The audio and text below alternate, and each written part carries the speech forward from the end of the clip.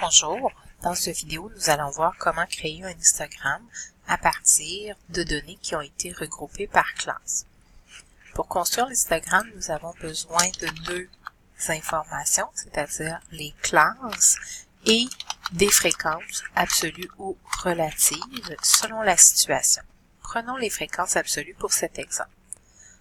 En ce qui concerne les classes, on copie-colle les informations nécessaires de notre tableau de fréquences et on peut faire d'une pierre deux coups en allant chercher nos fréquences absolues aussi.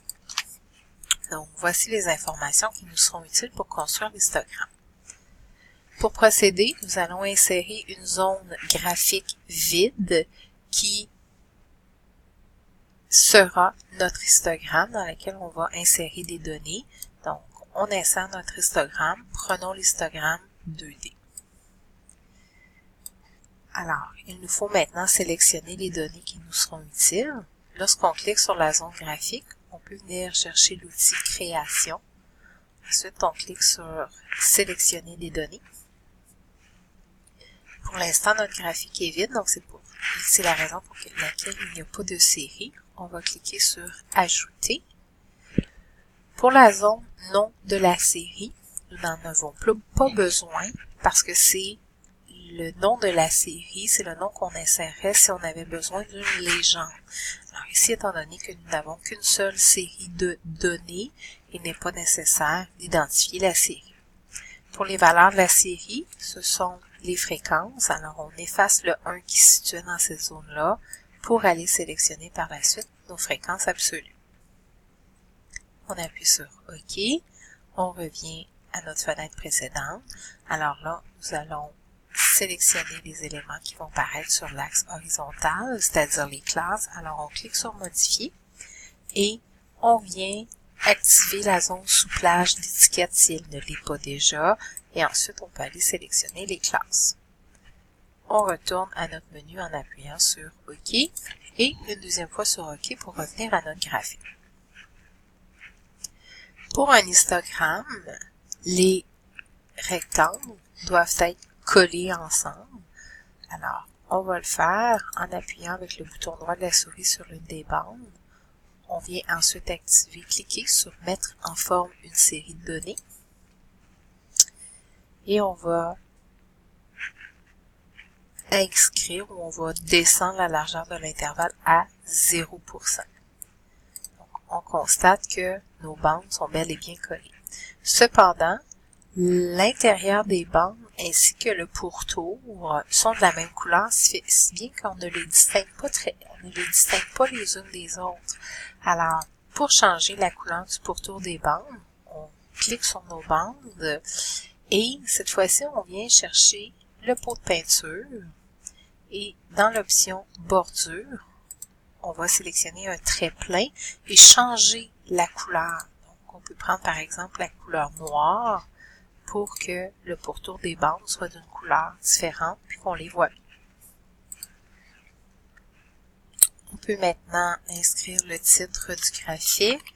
Donc, on commence avec tableau 1 et le titre est déjà écrit dans notre tableau de fréquence, au-dessus de notre tableau de fréquence.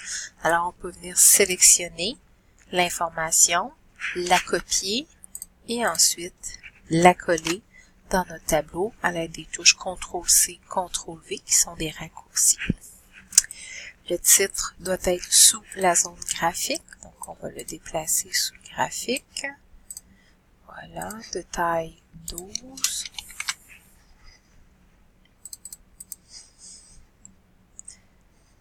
On peut augmenter un petit peu la largeur. OK. Donc, il nous manque maintenant les titres des axes. Donc, en appuyant sur le plus à droite de notre graphique, on peut venir activer titre des axes et on pourrait aussi activer étiquette de données pour afficher les fréquences absolues au-dessus de chacune des bandes. Les titres des axes, donc on a le montant des médicaments en dollars et on a le nombre de Québécois. Ensuite, on doit insérer une zone de texte pour la source. Alors, à partir du ruban Format des outils graphiques, on vient cliquer sur une zone de texte. On l'insère sur notre zone graphique, source, et on vient chercher encore une fois la source dans notre tableau.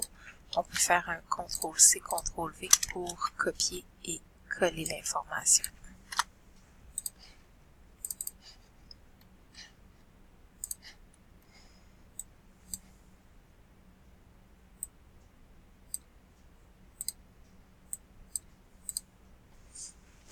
Il nous reste une dernière chose à faire, c'est on pourrait supprimer le quadrillage que l'on voit sur notre graphique. Alors, on clique sur notre quadrillage et parfois, il arrive que le graphique disparaisse. C'est pas grave, on recommence, donc on sélectionne notre quadrillage et là ensuite on le supprime. Lorsqu'on supprime le quadrillage, on voit qu'ici, il n'y a pas d'axe vertical, donc il faudrait l'ajouter. Alors, avec le bouton droit de la souris, on clique sur notre graduation. On vient sélectionner Mise en forme de l'axe. Et dans l'onglet Graduation, on vient chercher à l'extérieur pour principal et secondaire. Ça lui permet de voir des unités de graduation. Et on peut faire la même chose avec l'axe horizontal. Donc, changer la graduation à l'extérieur pour différencier les uns des autres. On peut faire aussi la même chose pour le type secondaire. C'est ce qui termine les explications en lien avec l'histogramme.